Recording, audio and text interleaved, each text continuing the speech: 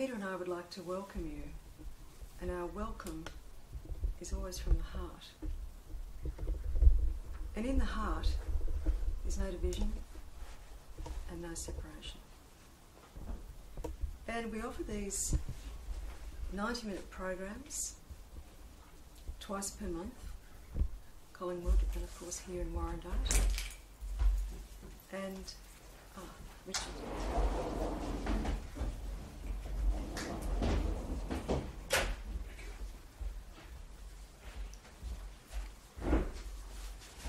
And in this 90 minutes, it's an opportunity to get as clear as possible.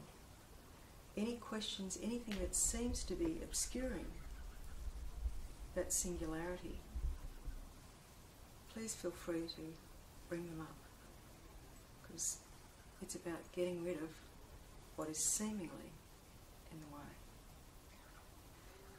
I often say that no question is too simple, no question is too complex. There are only questions, and any question that arises is not necessarily the question from that person. It just arises in the room, arises of its own as such.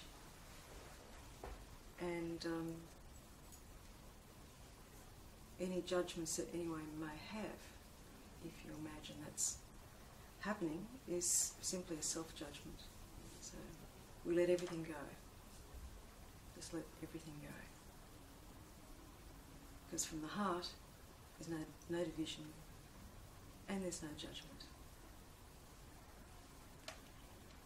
But Peter is going to speak again, and then we'll open it up and go for it. Thank you. We call this work we do non-dual awakening. Non-duality, non-conceptual awareness. What are we talking about here?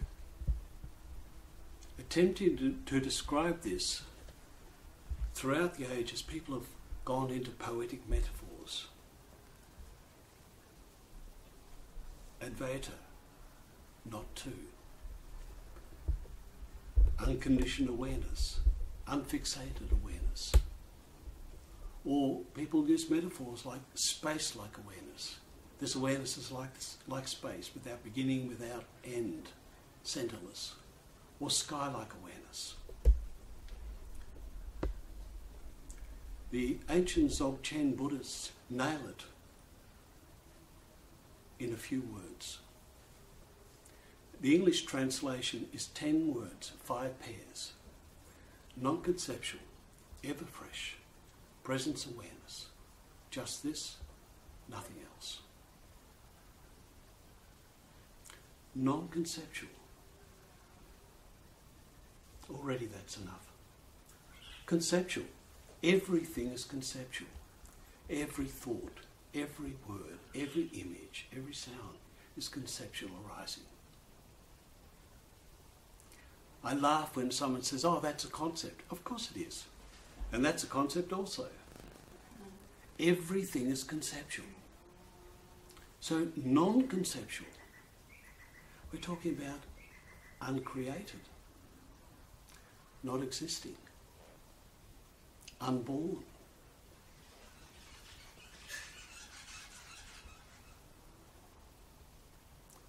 Ever fresh. Fresh, new, arising, just now for the first time. Ever fresh, eternally arising. Heraclitus, the teacher of Plato, 2,500 years ago, said that no one can step into the same river twice. You step into the river, you step out. You step into a river, new river. Nothing is ever repeated. Everything is arising for the first time. Ever fresh. Non-conceptual, ever fresh. Presence awareness.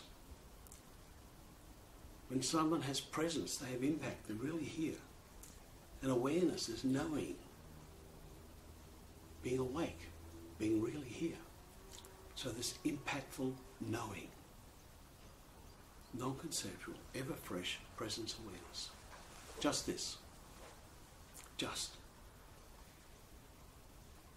just is often seen in a pejorative sense. Oh, it's just me.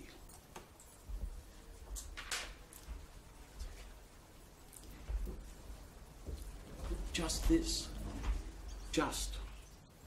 When someone is just, when something is just, it is right, it is true. Exact, precise. And this, that simple word is such a profound pointer. Because this always points to the nearest, not that this. So just this, we're talking about precisely exactly the nearest thing possible. Non-conceptual, ever fresh, presence awareness. Just this, nothing else.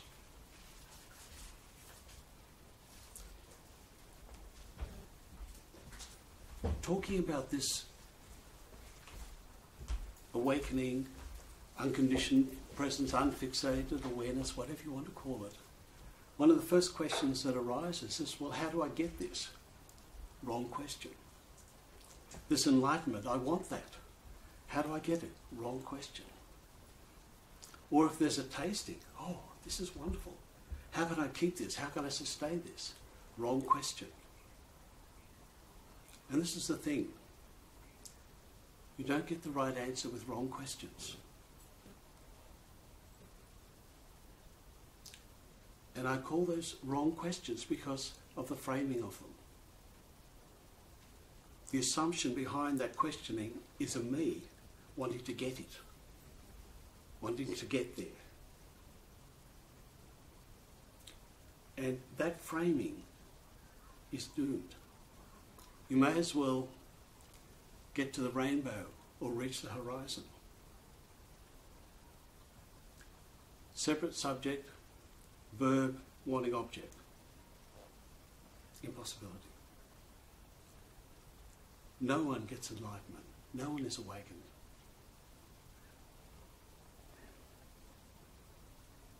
The 17th century Zen master Bankai would actually introduce people to this by simply pointing out what was out of their current focus of attention. People would be listening to him intently. Then he would point out the sound of the bird outside of their awareness. And point out that they heard it, and they knew it was a crow and not a sparrow. Or in the midst of his sermon, he'd stop it and point out the temple bell, which everybody heard. And he'd indicate that there was a knowing that was the temple bell, and also that meant that lunch was about to be served. What Bankai was doing was encouraging people to simply notice.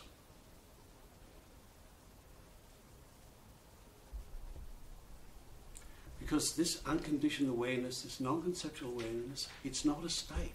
It's not something you can attain or get to. It's life itself. It's just this. Nothing else. Hear the bird? There's a knowing that's a magpie.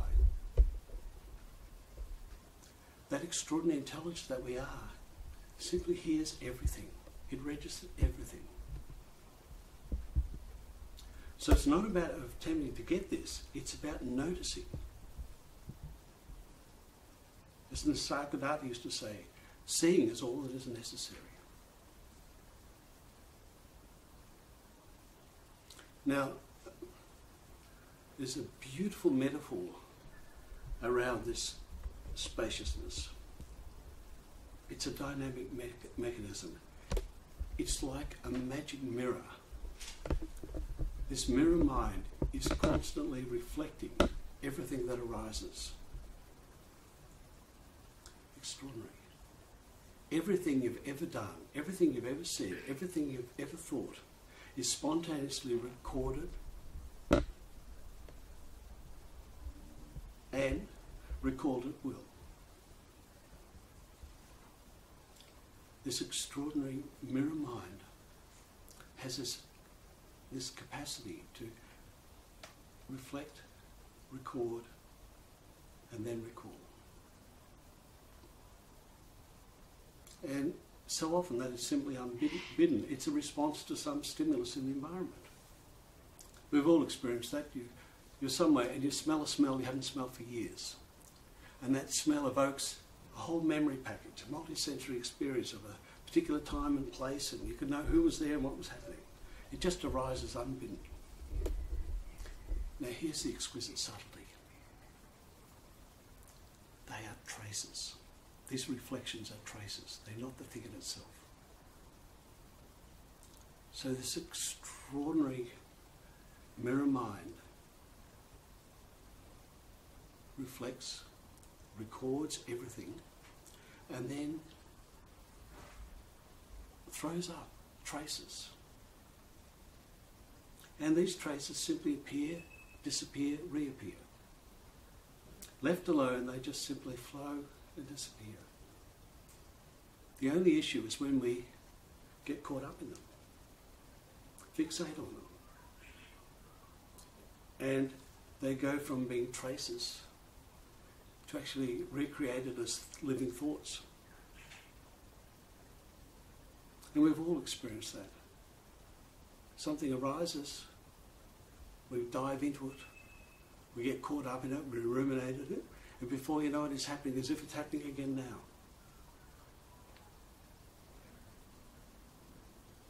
The hint here is to simply let things appear and disappear.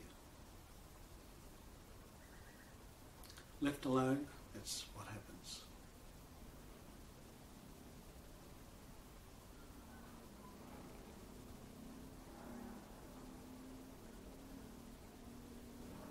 Hear that? There's a knowing it's a motorbike. And some of us know that that's a small motorbike. And some of us could probably even tell what sort it is. There's that innate knowing.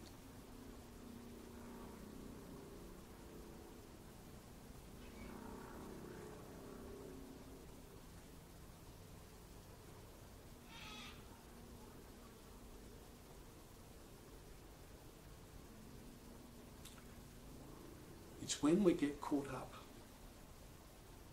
when we start to fixate, when we obsess, that delusion happens. Now,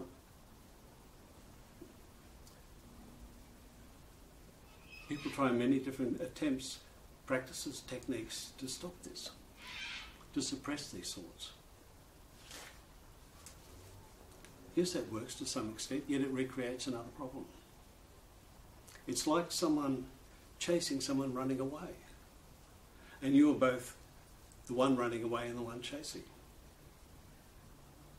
And when you attempt to stop thought, you create another thought which is at war with the original thought.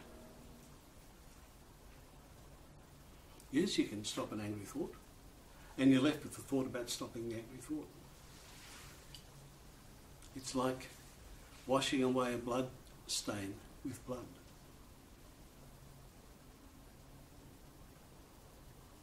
So buying into this doesn't work. It simply recreates and turns a trace into a delusion. It's attempting to suppress these things and stop them doesn't work either. Just being with, let them be. Bunky used to say, abide. What a beautiful old-fashioned word that is. Abide in the unborn. Rest, nest, settle in, be with. And everything moves, changes, creates, recreates, appears, disappears, reappears. No dilemma.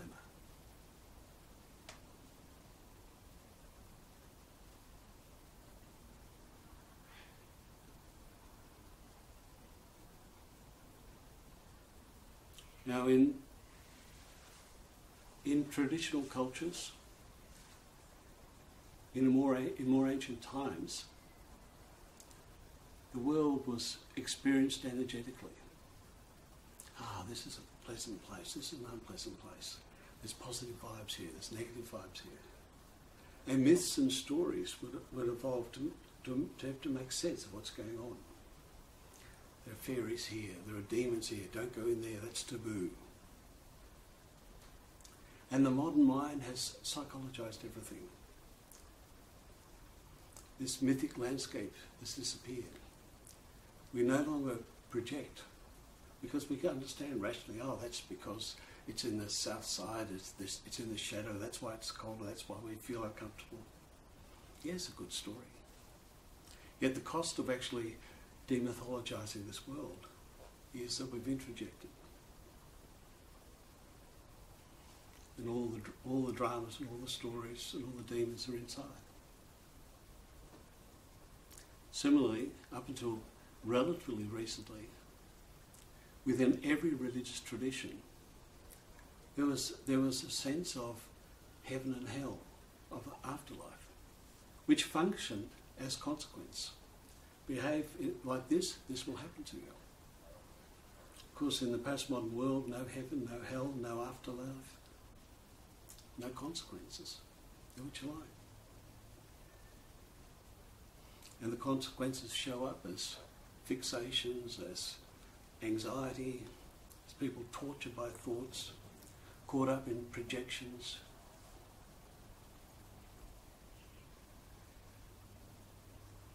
In a sense, hell is an ever-present reality.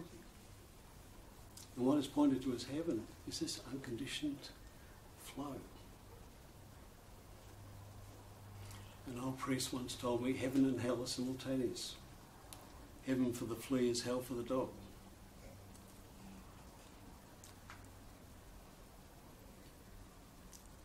Simply notice. Whenever you get caught up, whenever you start to fixate, whenever you start to obsess, whenever you start to feel anxious, just know it's simply a trace appearing and disappearing. Let it be. Left alone, everything moves and resolves itself.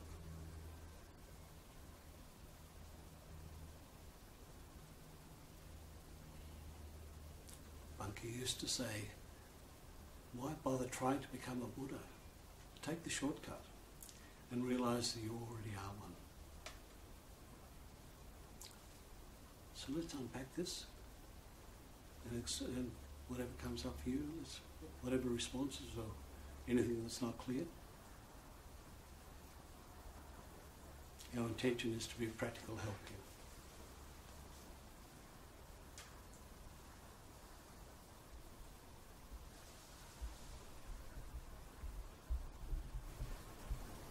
Do I need to make effort or just go along with whatever is happening in my life and so on? Yeah, it's a really good question, that one, isn't it? Mm. In one sense, when effort's needed, effort appears. And again, if we just look at the framing of it, if it's an I wondering what I have to do, there's no answer that can actually resolve that. One practical hint is to notice, tune in, notice the hints that come from the unconscious, the intuition, whatever you want to call it. And a practical hint is to be more reflective.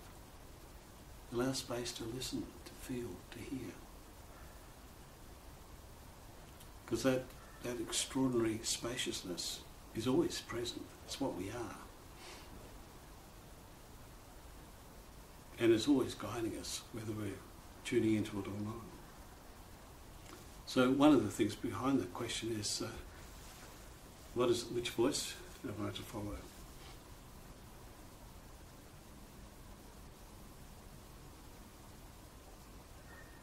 And if it's the voice of anxiety or fixation or desire, or just listen to it, notice it, and let it go. And there's another urge or prompting that comes from that depth of what you are.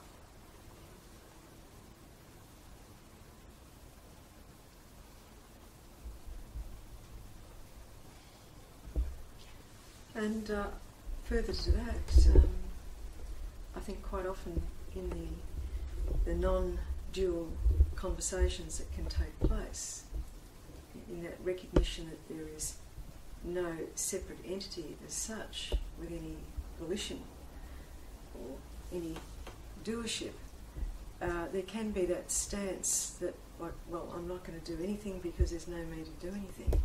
Which, of course, if you look at it, it's a subtle position as well.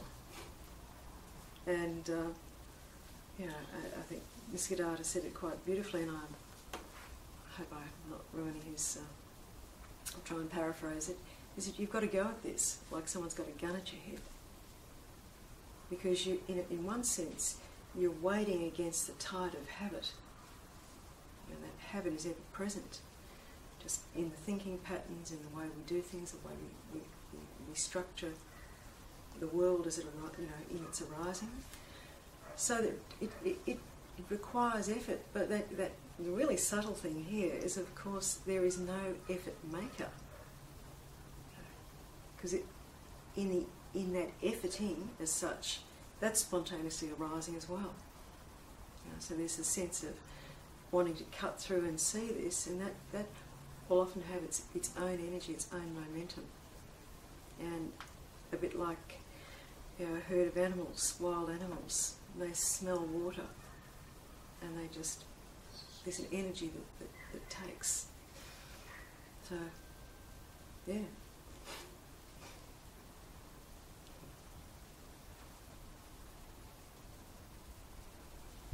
Simple answer, Peter, is there's no simple answer. Good luck. Just don't resist. Yeah.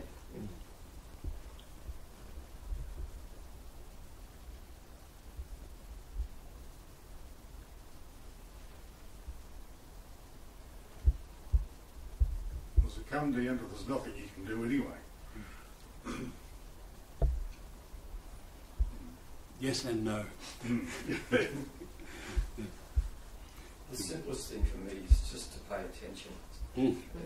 Yeah. And that's a lovely expression, a little bit like the staying with the noticing. The staying with that simple seeing or the simple noticing, and rather than the content of that seeing or the content of the noticing, staying in that spaciousness in which all of that content arises. So yeah, again, taking the attention out of the detail. And just to allow what arises to arise and notice it. That's good, actually. It helps to clarify. Take the attention into the noticing. So if you're noticing, whatever you're noticing, take the attention away from the actual object or objects and just stay in that noticing, act of noticing or seeing.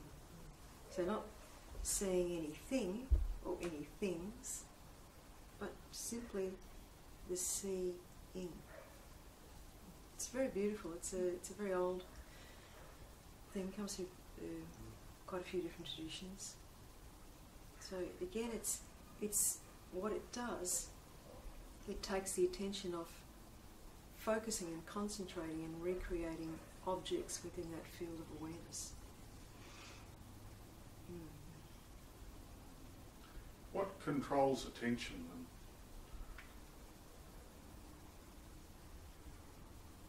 Is it controlled or isn't it controlled? Have a look. Yeah. Have a look. What do you see?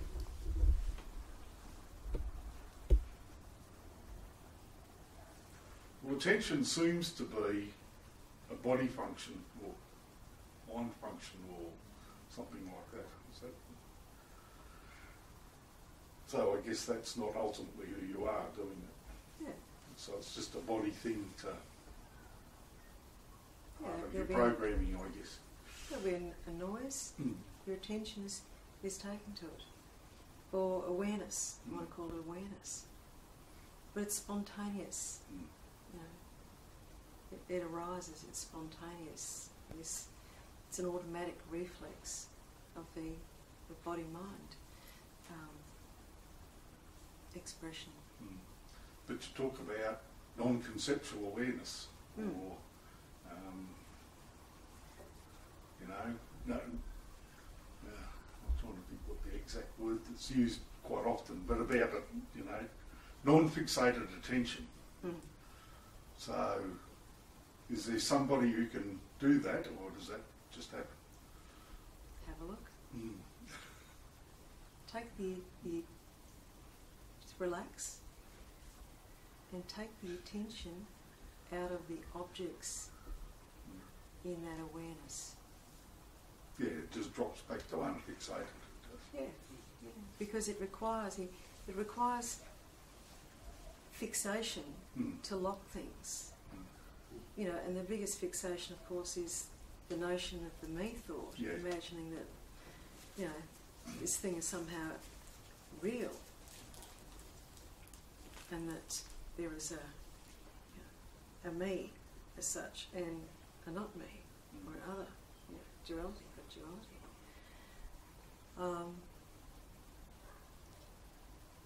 And there's not a problem with that.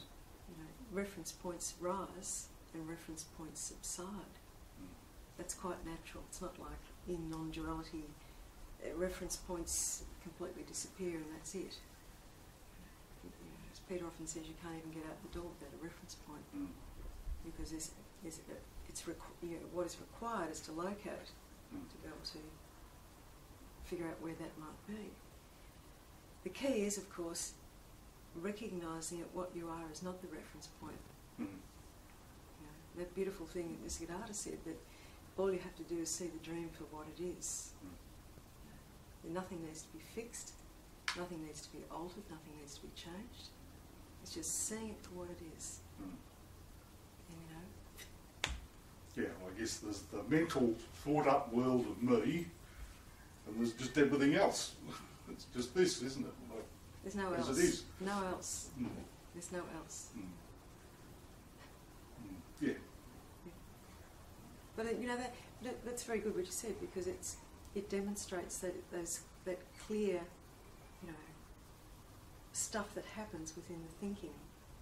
We take bits and we put one bit there and one bit there, and it's very interesting to notice that and to observe that, so that there's a loosening, and that's seen as the content, and then resting back into prior to content, as I often say.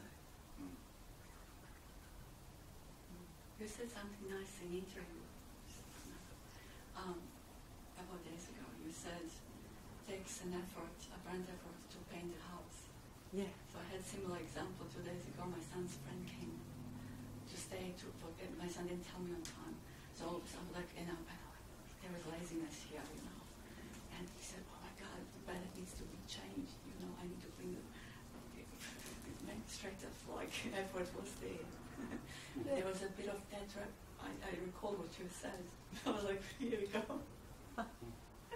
Yeah, it's a thing too, that habit of imagining that if effort's required, then somehow, an ego is necessary to do that. And it's not, that quote, so-called quote from Buddha, when effort's required, effort, arises, but there's no effort maker. The choices are seemingly made, but there's no choice maker. So it looks like, It's as simple as if we threw a snake on the ground here. We'd all be in the other room. Even just the idea of it creates movement. Okay? And again, it's the unfixated awareness simply is.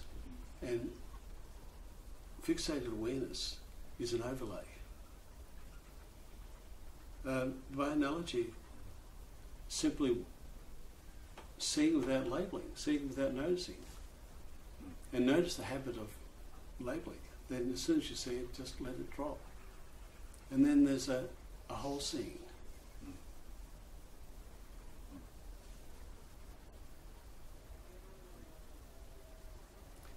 A number of years ago, I was running a workshop in a venue up in the Dandenongs, and it was a large group, about 50 people, and I noticed out of the corner of my awareness that during the day people were going up, someone would go up to the side wall and they would adjust the thermostat on the heating cooling system, and then they'd sit down. Then a few minutes later someone would get up and move it in the other direction.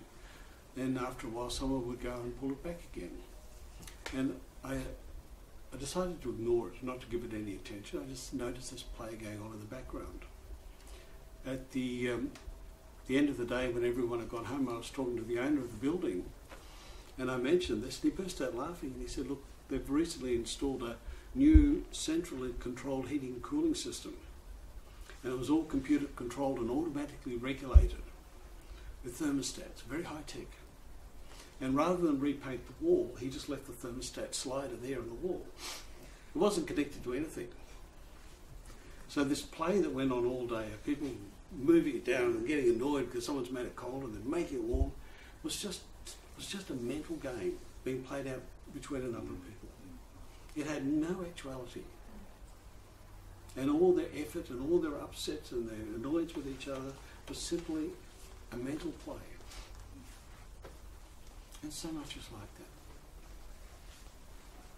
that. All of our attempts to understand are all just that, aren't they? Yeah, They're just mental games. Yeah. And so the hint from Bunke is so beautiful, because you can't work it out with the mind, and you end up, it's so easy to get into doublespeak and paradox, and it's yes it is and it isn't, which is often not very helpful. And just that practical thing, I noticed that the chainsaw was going on in the background, and you heard it without even meaning to, just pointing out this wonderful illuminating power of this magnificent mirror mind. This ownership is, in a sense, the only issue. Yeah. And it's so selective. We don't know, the car goes past, we don't go, oh, I did that. In a sense, fixation is distilled down to, I like this, I want to hang on to it, I want to keep this, I want to extend this, or I don't like this, I reject this, I want to push it away. And that habit of push-pull, it's how, that's the me story. That I'm not there. Yeah. That doesn't happen. Yeah. Just Yeah. just the rules. And like this, an example of like, your neighbours are having an argument, and simply just being present to it, without an agenda, without a point of view, just listening, often it will become very clear who's right and who's wrong, and what the truth of the matter is.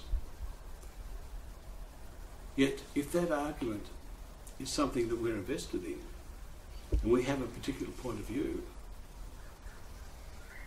that spontaneous, clear listening disappears, and all we hear is our agenda, and the bias of that one's wrong and this one's right.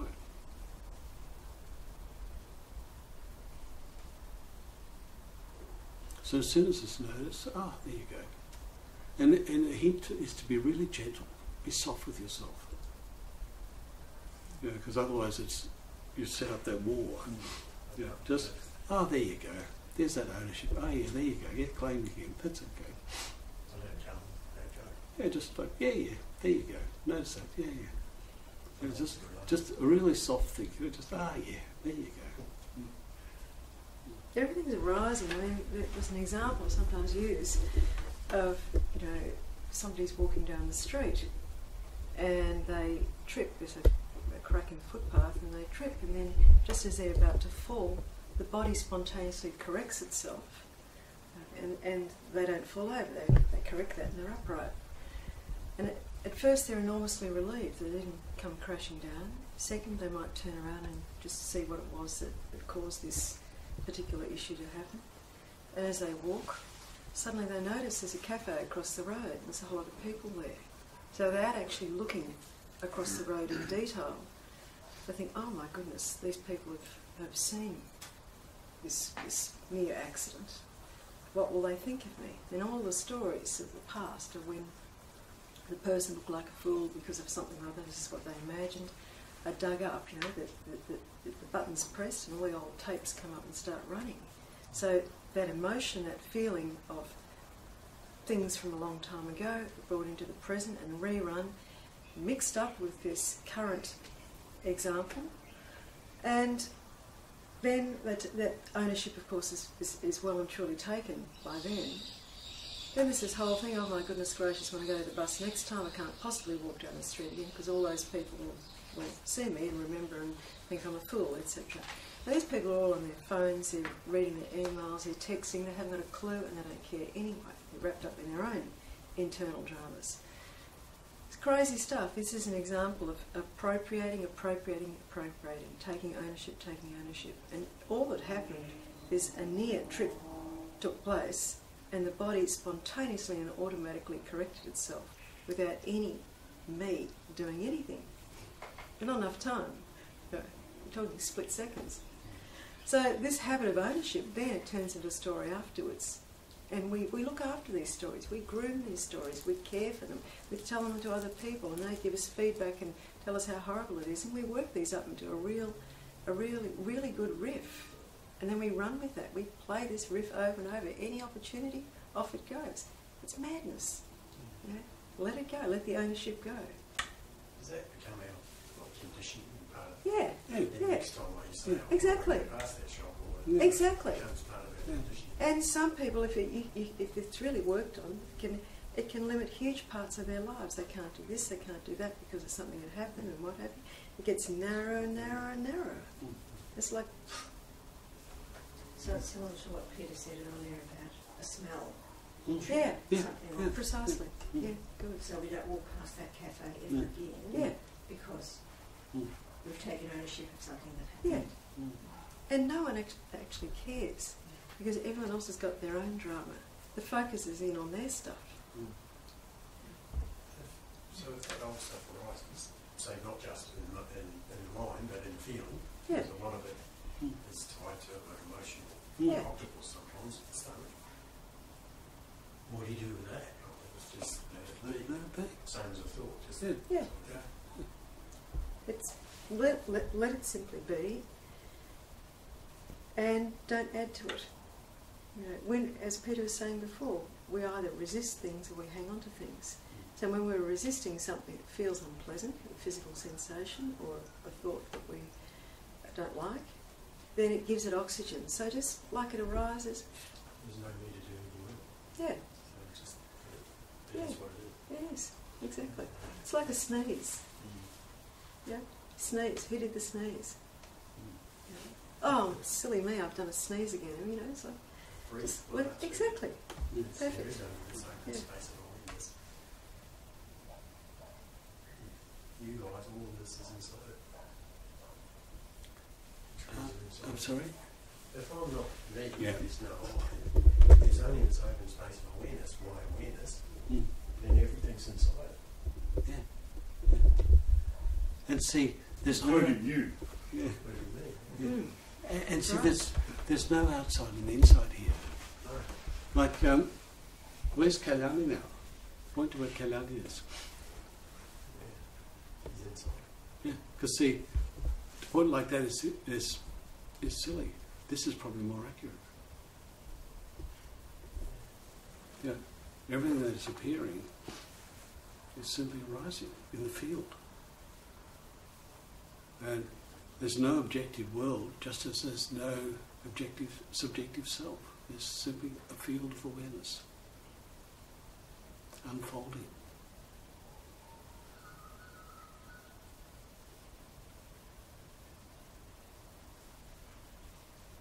And there's apparent me and an apparent you, that's okay. It's no big deal. And it seems to be that like that, that's okay. When you see a mirage on the road, you just go, there's a mirage, you don't go, there's a mirage that looks, it's pretending to be water and it's not actually water, it's just a mirage, it's no big deal, it appears, it disappears. It comes and goes. Everything appears, disappears, reappears. And the mirage is a really good illustration because, you know, is a mirage real or is it not real? Is a real mirage or is it a false mirage? You know? Please don't do that. Maybe the mirage is real, but the content isn't. But you know, it is a real mirage. That's what's called a mirage. It's a real mirage. Because it has a label. Yeah. So it's a non-problem.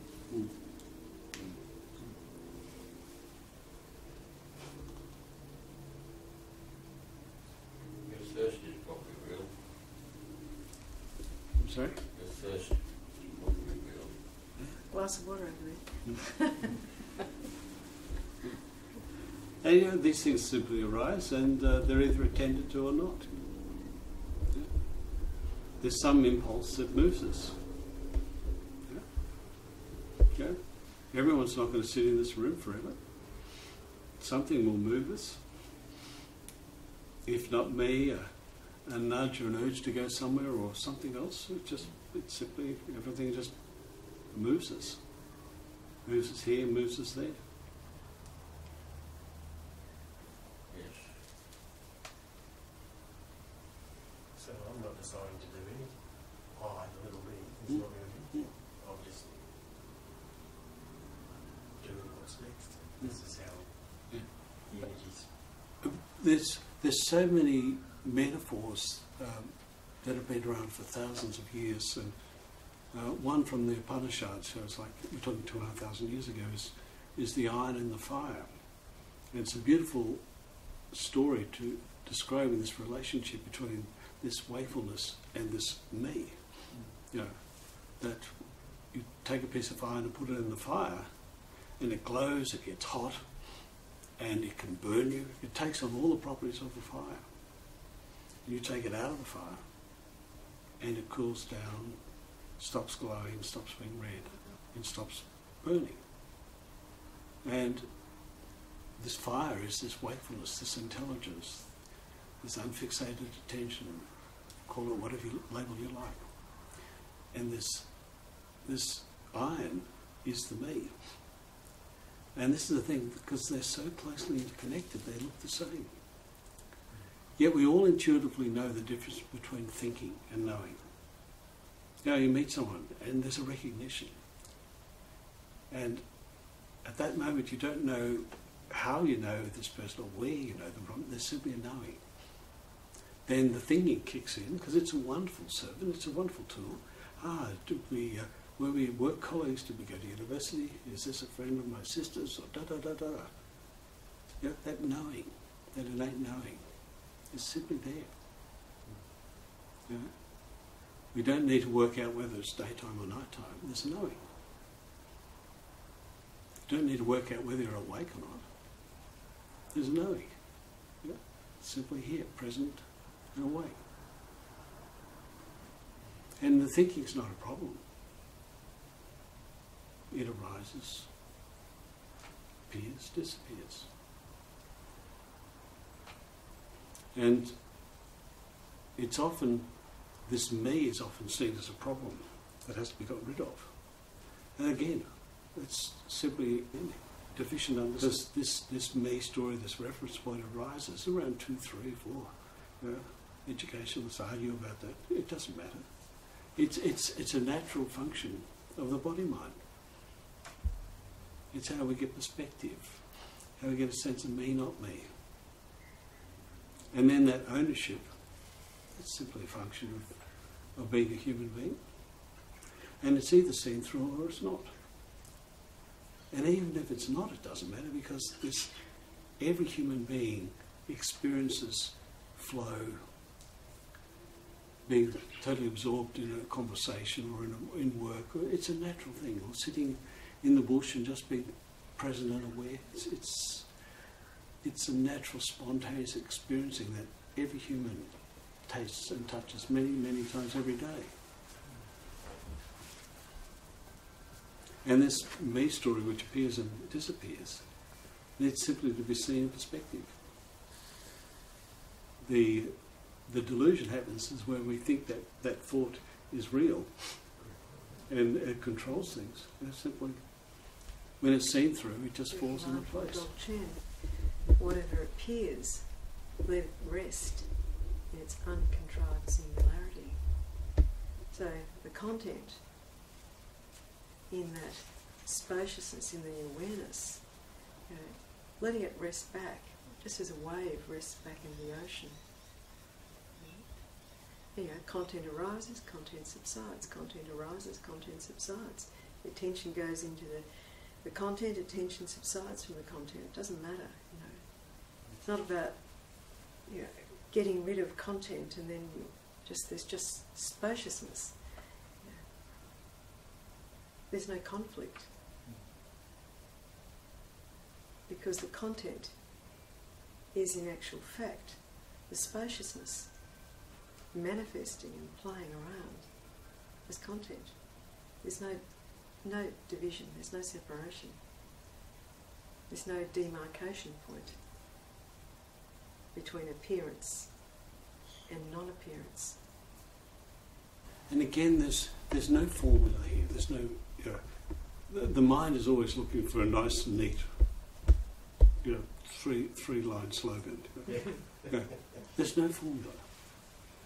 It's about trusting yourself. Anger arises, sometimes the most appropriate thing is just to act. And there's a difference of when someone buys into it and really just starts to chew it around and you know, that's a very different thing. Yeah. I've watched that happen. And again, being gentle is often very useful here. Anger arises, response happens, and then up comes another, I shouldn't have done that. You know, some story about, some should story. Then just see that, go, there you go, that's okay. Yeah. Because shoulds are connected to expectations about how we should be, which is connected to some story about how we want to present ourselves. Just, yeah, it's okay. Guilt arises, yeah, simply acknowledge it.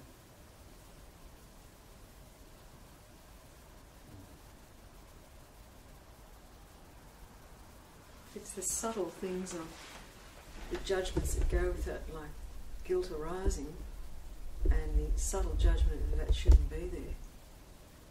Okay? You know, again, in order to have that subtle judgment, we have to take ownership, a strong ownership of it wanting to, you know, we should have been different from that.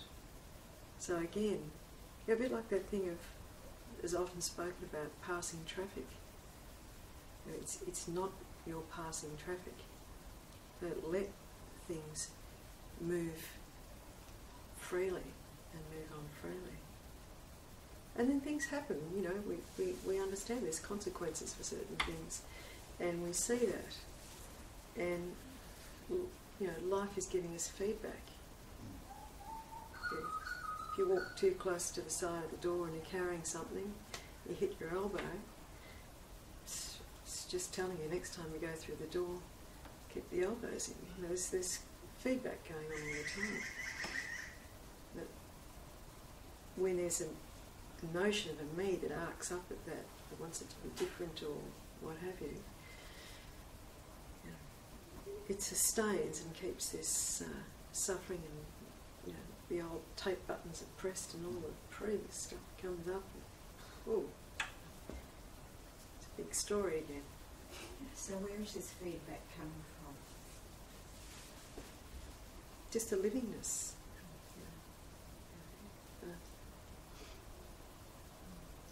Just the ordinary stuff of livingness, of life. Constantly. Don't bang your elbow, Yeah. next time. Yeah. It's how we've learned to do stuff. When we were young, there was no judgment. We didn't judge ourselves. You know, a little tiny child getting up, learning to walk. You know, it struggles and it gets up and it totters backwards and falls over. And you know, if we were trying to do that now, we'd stand up and we'd fall over and go, oh my goodness gracious, I'm not doing that again. People think I'm a total idiot, you know. What are people going to think? Oh my God, that's it, I'm not getting up again. That's what we do. We're so bound up with what we think about ourselves, you know, that it limits what's possible. And, in recognising that, which can be done quite easily, it's just that, just looking and looking and looking and seeing that for what it is, those habits start to loosen.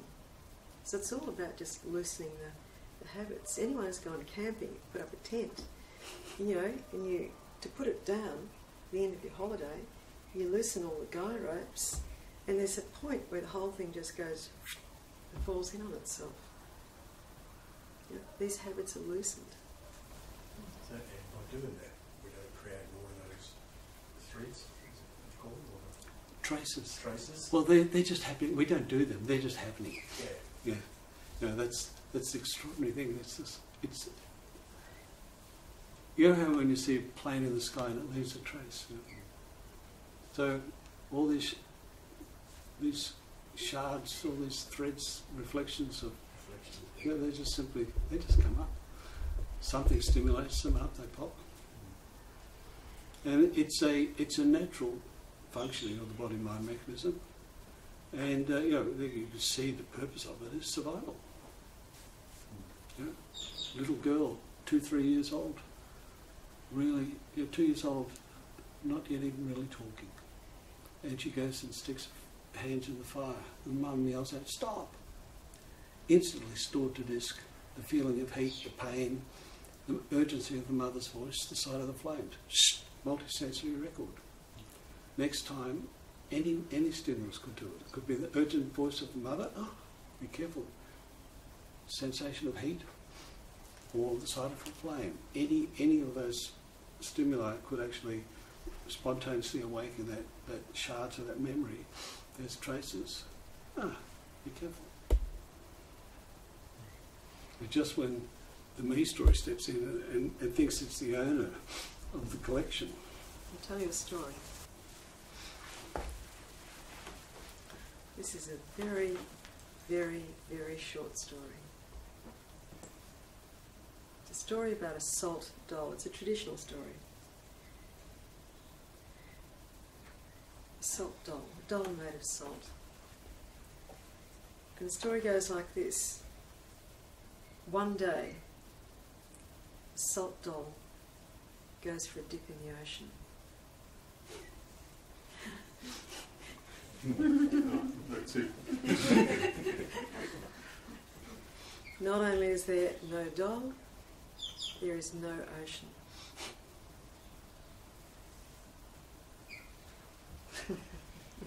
As my silence sings, my emptiness is full, my silence sings. And in that appearing, the arising, the manifestation that takes place, in the ancient texts they talk about the pulse, the sound, the primordial sound that arises. There is a sound, a deep sound, just as there is light. And it's, in the very ancient texts they talk about all the manifestation that comes from that primordial resonance.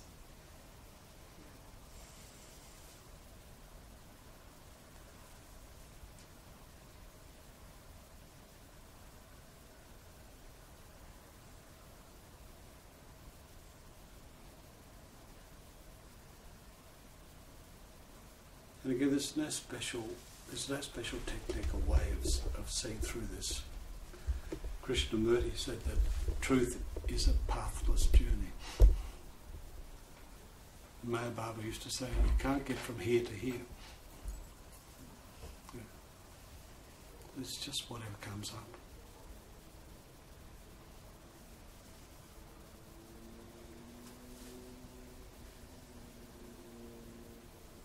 Perhaps useful words are relax, just rest. Bunker used to say abide, which is a beautiful word. Abide, rest, settle, nestle in the unborn. Just be easy with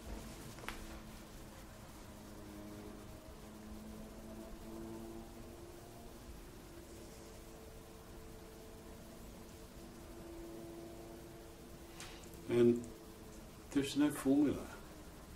I remember, God, in the early 70s, Kalyani and I were in a Zen monastery, and one of the teaching monks was giving a discourse, and there were about 3 or 4 Westerners there.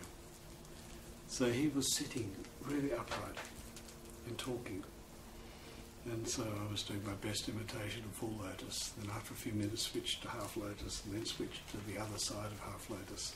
And I noticed out of my peripheral vision that the Westerners, all of us, Kalyani and I and the other couple of people there, we were all sort of wriggling and moving. And this monk was just sitting there just still and talking away about this stuff.